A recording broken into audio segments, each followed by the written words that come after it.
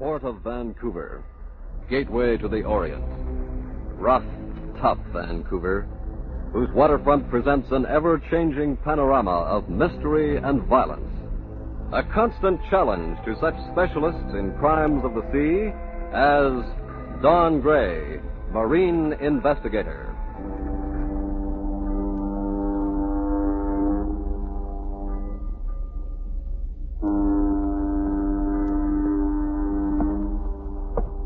My name is Don Gray.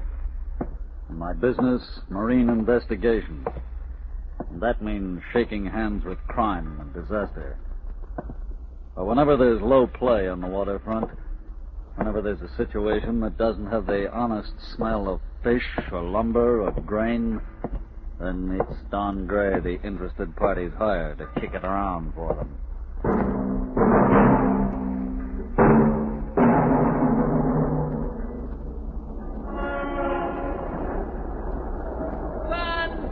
News Herald! British crew mutiny on high seas!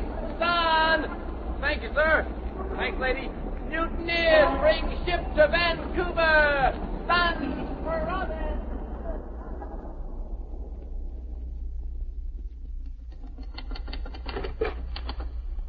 Good afternoon. Oh, good afternoon, sir.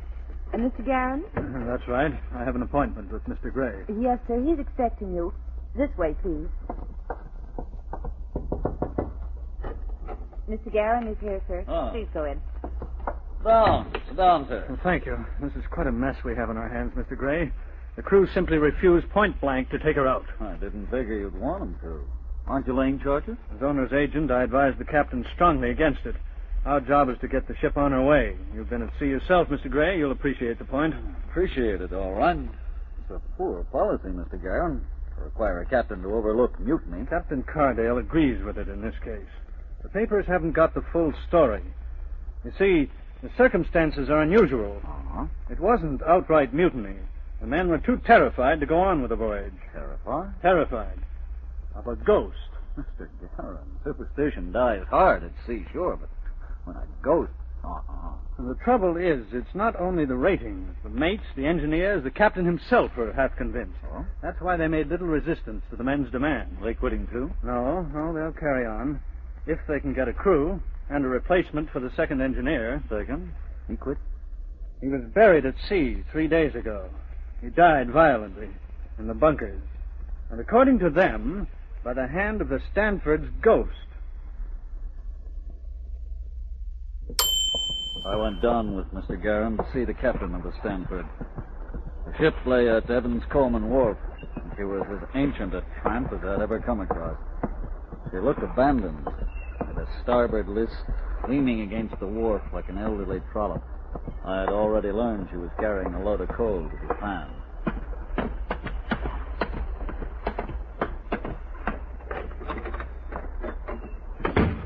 Captain Cardale sat us down in his room and produced the inevitable drinks. He was a young man for command, no more than 30, and not very sure of himself. I said, "Your ship's an old-timer, Captain. Still coal-burning?" Still burning coal, yes. Mm-hmm. She's 42 years old. You've seen many a port in that time. Yeah. Well, if you'll tell me about this ghost, Captain. Seems very real to the crew. It sounds crazy, Mr. Gray, but oddly enough, there's something in it. Now, when I was advised you were coming, I mustered some witnesses. Uh-huh. They're coming now. Come in. Yes, sir. This is Mr. Gray with Mr. Garron. Gentlemen. Mr. Gray is inquiring into the death of the second engineer. Sit down, wherever you can find room. Yes. Well, Mr. Gray, the first to hear the tappings was the cadet, Tom Wallace. It was the day after we left Comox, Vancouver Island. That's where you loaded your cargo. Yes. The tapping came from the main bunker hatch. The trimmers were still working the lower side bunkers. There could be nobody under the hatch unless he were trapped. Tom called the third officer. Go on, Mr. Dent. Well, when I got to the hatch, I couldn't hear anything. We were in heavy weather at that time, and the tarpaulin was secured over it. I thought it must have been something loose that Wallace had heard. But I tapped on the hatch with my knuckles. Sure enough, an answering tap came back. Funny, I said. How can anyone be trapped down there? So I tried again. The same thing happened. And what time of day was it? About 11 o'clock in the morning, sir. So what did you do? Well, sir, the only thing I could think of was a stowaway. So with the cadet, I knocked out the wedges and lifted an attic cord. But there was nobody there. It was dark inside with the coal and all piled under the beams. But if anybody'd been happy to get out, he'd have been there, wouldn't he? I imagine. Unless he was nuts or very frightened still, huh? We thought of that, Mr. Gray. We've never been able to find any evidence of a stowaway. Okay, so what happened next? Well, I closed the hatch again, and we didn't hear any more, so I thought nothing more of it. But that night, it began again. I could hear it from the bridge. The mate heard it, too, from his bunk. Uh-huh. I saw him come out on deck, so I went down. When the tapping stopped, I knocked again on the hatch. The tapping came back. Maybe the mate would like to tell you what happened there. Okay, go ahead, Chief. Well, I called the standby man, and we opened the hatch. There was nothing there. I gave the standby man a torch and told him to go in and look. He refused. He was scared. So I went in myself, but I couldn't see anything. And that's all. Up until then, Mr. Gray, it was only puzzling. When they reported it to me in the morning, I shrugged it off. A rolling ship makes all sorts of sounds. But it continued intermittently through the second day and night. On the third day, the trimmers were working in the 'tween deck, uneasily, but working, trimming coal down to the lower bunker pockets. It was Wallace, the cadet, who witnessed the next incident. Go ahead, Wallace. It was at 12 noon, sir. I was just getting ready to eat when I heard a sort of strangled howl outside my port. The starboard bunker pocket hatch is there, sir. I looked through, and there was Frame, the 12 to 4 trimmer, tumbling out of the hatch. His eyes were staring out of his head, and he was choking. He was gasping, "There's summit down there! Summit down there! Oh, God!" I rushed out, and then some of the others arrived. Uh-huh. Yes, Captain? We searched the bunkers. We couldn't find a thing. It's very dark down there, of course, and we have no electric light. We used torches and hurricane lamps in groups. We even shifted some of the coal to get into the corners, without result. There was nothing but coal and the open trimming hatches leading to the lower bunker pockets, and they were empty. But the trimmers, now flatter, refused to go down. So the second engineer went down to set an example sort of thing. The next thing we heard was a fearful scream. We rushed below. We found Mr. Bray at the bottom of the lower bunkers. He was dead. How do you know he didn't just trip? There were marks showing where he had been dragged over the loose coal. And one of his shoes was still in the 'tween deck, 10 feet away from the trimming hatch. We found his torch, too, in the 'tween deck, and it hadn't been just dropped. It was smashed, as if he had thrown it with some force at something. Incidentally, he was the chief engineer's nephew. Uh-huh. Tell me, you, Frame, we haven't heard from you yet. What scared you down there? I don't rightly know. I don't know, sir, but sudden light, my lamp goes out. Then something brushes against me. When I look up, all I see is terrible eyes. I didn't wait for anything else. Look like animals' eyes? They look like devil's eyes, sir. I was figuring the possibility of a cougar maybe having gotten aboard at Comox. Cougars don't play knuckles on hatchboards. I can assure you, Mr. Gray, the ship's been thoroughly searched. But nothing could get the hands down the bunkers again. We had to burn cargo from number 2 hold to get back here. Pity you weren't able to keep the body, Captain. It might have given us an answer. By the time we left the ship, I had something to think about, and it wasn't ghosts. Garin was sweating and said, Well, do you suppose there's anything we can do? Yeah, get another crew. We've already asked for one. There isn't a local crew will sign. The word's got around. Yeah, I'll say it's a good way to cripple competition. Fly a crew from the East Coast, then, and ask the skipper if I can sleep on his settee. It's a long time since I made a trip to Japan.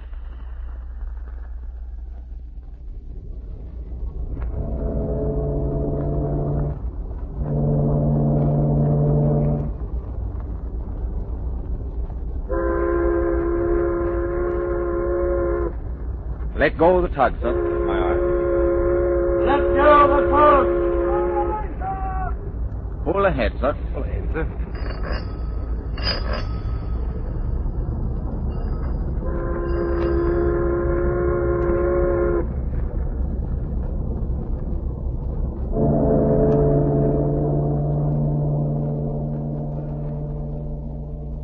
It was next next day we pulled out with an East Coast crew. Some of the original crew had come back, led by the cook. The cook, the donkeyman, a couple of ABs. We dropped the pilot at William Head and cleared the Strait of Juan de Fuca by morning. And so far, nothing had happened. And then, at 10 o'clock, it began. Come in. It started again, sir. The tapping. Main bunker hatch again. No. Well, Mr. Gray? Let's go down.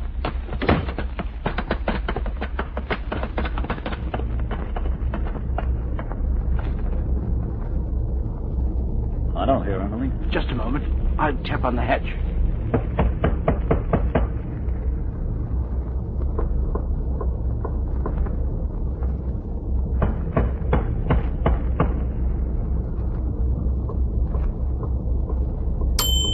Well? There's a door leading from there into the fiddly, isn't it? Yes. Let's station someone there before we open the hatch. All right. Mr. Vernon? Yes, sir. You better take the standby with you. Yes, sir. Okay, let's knock the wedges out. Just a minute. Yes, sir. I want you to come with me and stand by the bunker tween deck door. Oh, it is that tapping again, sir. Oh, no, sir. I hope you realize what disobedience means, Bailey. I should never have come back, sir. I thought maybe Vancouver would have broken the jinx. I thought maybe if tourists or away you'd have gotten out by now. I can't go down there, sir. All right, beat it. I'll go along myself, sir. All right. Give a hand with the hatch, Bailey.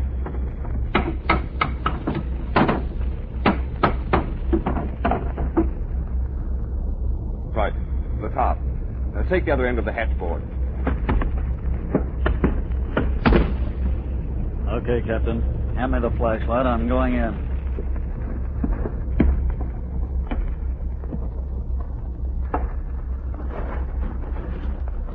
Beyond the thin light that came down from the hatch, it was as dark as the inside of a chimney.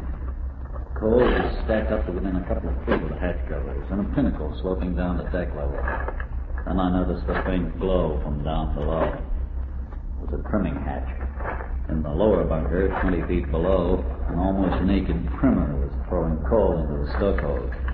He was working in the light of a hurricane lamp. I considered whether he could have been doing the tapping.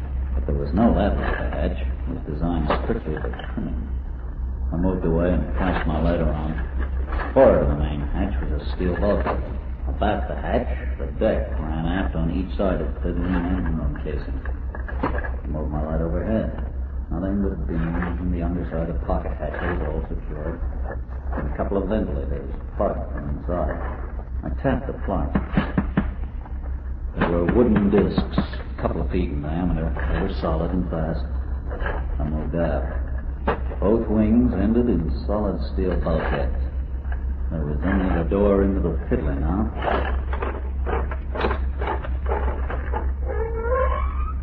I opened it. Vernon, the mate, was standing outside on the fiddly gratings.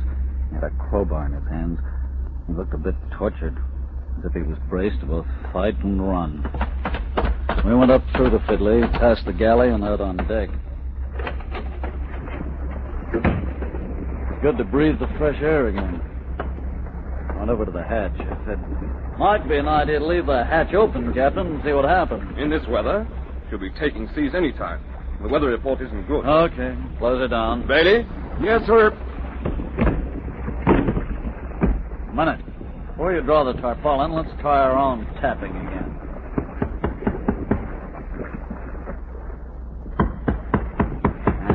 Nothing doing. Okay, batten it down.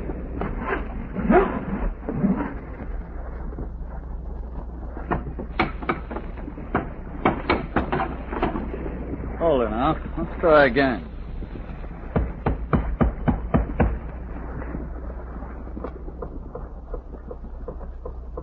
I should never have taken this ship out again. I tell you to a That'll downright... do. Get on with the job. Finish the wedges.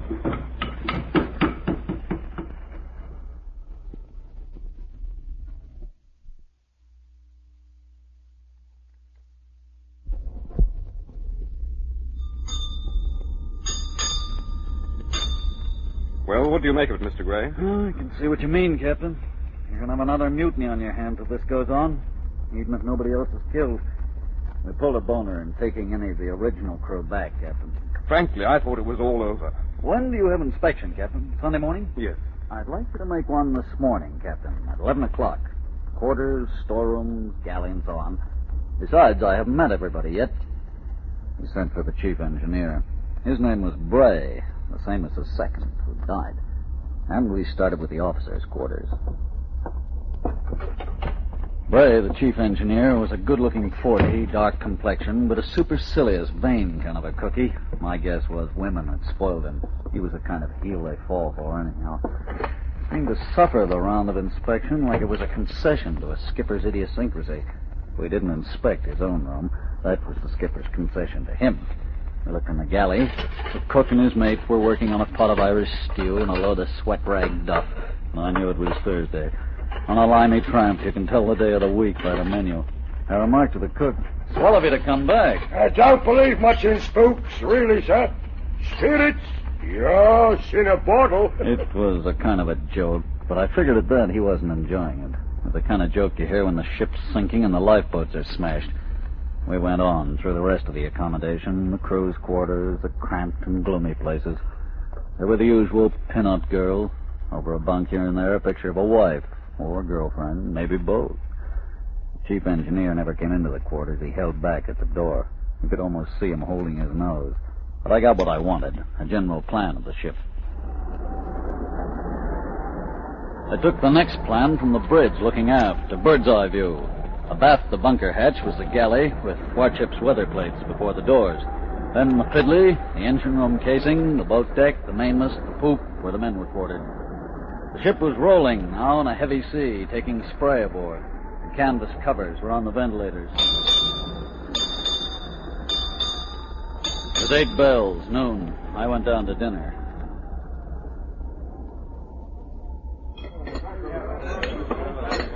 It was then the next thing happened. Captain, quick! There's a trimmer just sprung out of the pocket bunker hatch. He's fainting.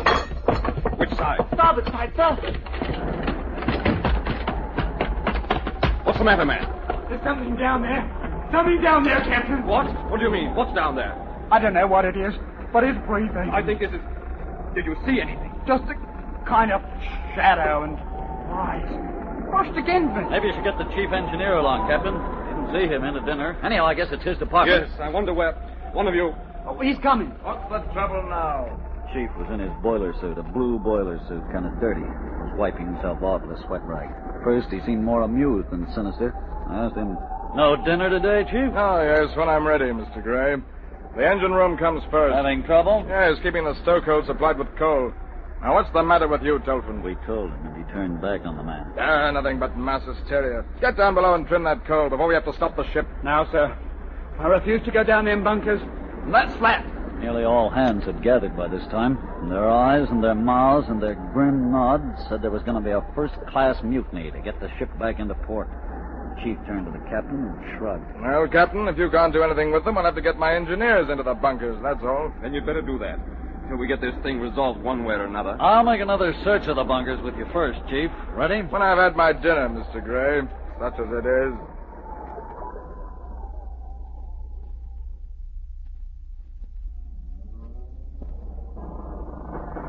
We didn't find anything. The new second engineer was working down there, trimming coal from the tween deck now into the lower bunker. He had the third with him. They were working in pairs. Down below in the stokehold, the firemen had doubled up to trim it from there to their fires. The fourth was tending the engine. I knew they couldn't stand this for long. I decided to take a turn myself and watch the change.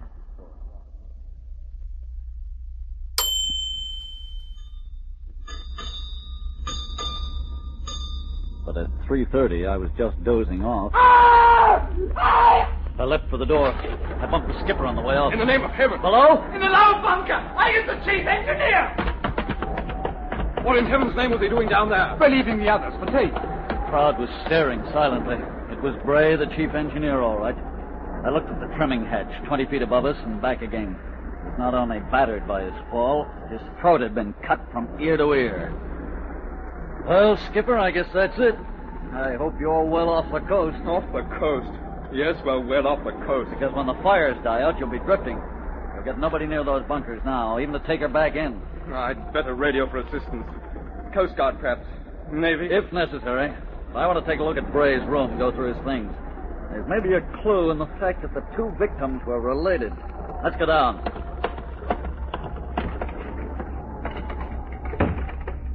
Take a look in the bunk drawer, Skipper. I'll go through his desk. Yes. There was the usual stuff. Log abstracts, requisitions, engine room catalogs, circulars, yellow with age. And then I opened a box. It contained snapshots. I riffled through them. They were all women. I said, take a look at this, Skipper. Eh?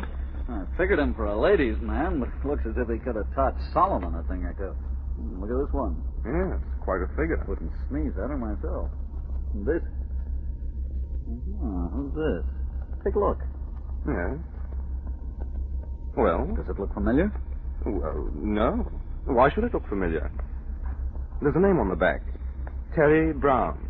With love, Terry Brown. Anybody with that name aboard? Nobody. No Browns aboard. But there is an enlarged picture of the snap aboard. Think back to our inspection. You remember seeing it somewhere? No. No, I must confess I can't. I can't either remember where. Captain, we're going to make another inspection. We find that picture. There's got to be a tie-in. What's that? Nobody there. No, but somebody has been.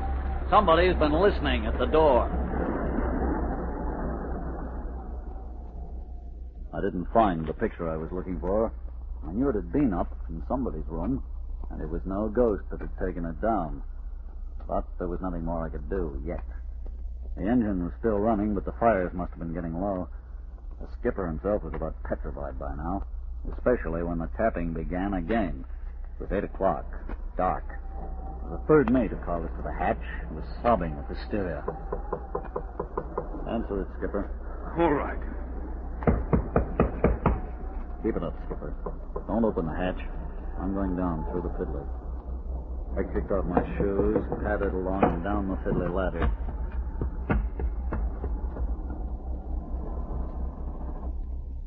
The tween-deck door was open, but something creaked as I slid through. I flung the beam of my light toward the main hatchway. I had sworn something vanished as the light hit it. Then there was a movement of coal sliding down the heat. I moved the light on the whole area of the hatches. There was nothing there. I brought it down to the deck. The beam fell on a circular wooden cover. Ventilator plug. I sent the light upward again. There was plenty of room for a man inside the vent. I moved over and looked inside. Yeah, I could stand on the crosspiece and draw the plug in after him. But the canvas cover was still in the mouth of the vent. You'd have to cut it way up. I was trying to figure it when some more coal slithered. I doused the light and ducked. Yeah, it's a pretty lively ghost. All I could do now was ease back towards the door and hope I didn't slide down a trimming hatch in the dark. Near the door I stood, tried to wrap my ear. But all I could hear was the tentative knocking of the skipper on the hatch.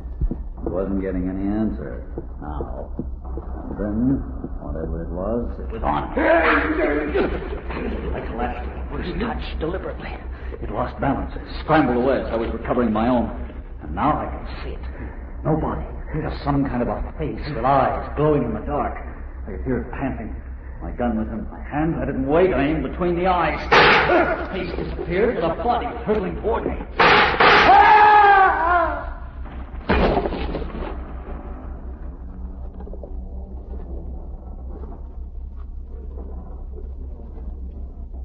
I put my light on it.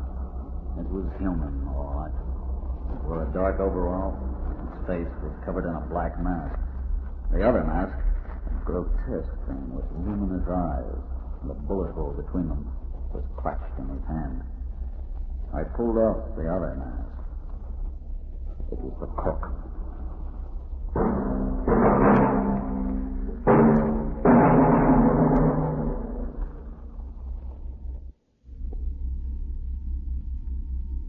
How's he coming, Mr. Gray? Up to putty. Shall we give him another shot? Wait a minute. I'm coming around a bit. He wasn't dead yet. We were trying to doctor him in the rat hole the ship called a hospital. I'd already been through his room and found the picture stashed away. He opened his eyes. Okay, Cook. And it'll be easier for you to talk. I don't mind now. All right. Who is the gal? My niece. I bring her up. Terry Brown? She was me sister's girl. She were orphaned in 1940. I give her everything I had. So? What happened? Bray, the chief engineer, came along. I didn't know him then. He ruined her. Ruined her? How? How?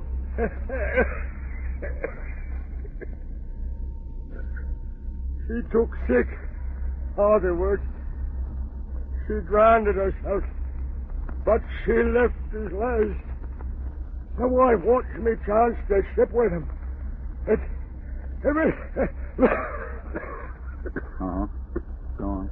It was too bad he's never come down first by himself. But why shouldn't I get his never too, huh? Did the chief engineer know who you were? Not until I killed him. Then I told him in the bunkers. And then you had to find a picture. So I had to be next.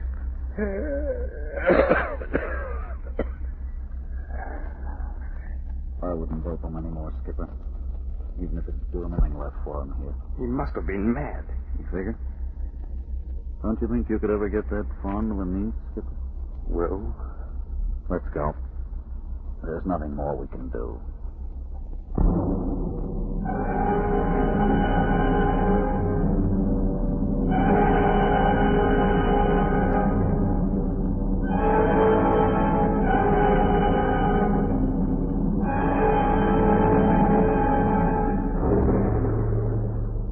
Don Gray, Marine Investigator, is a CBS Vancouver production written by Thomas Gilchrist, with Doug Haskins in the title role.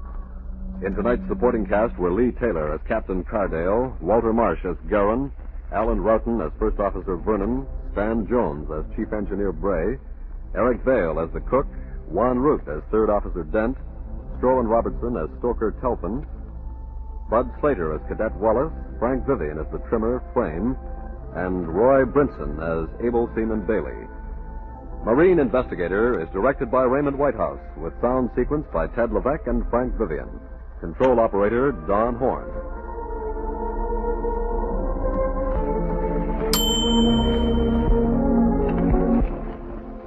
Tonight's broadcast of Don Gray, Marine Investigator, concludes the present series by Thomas Gilchrist.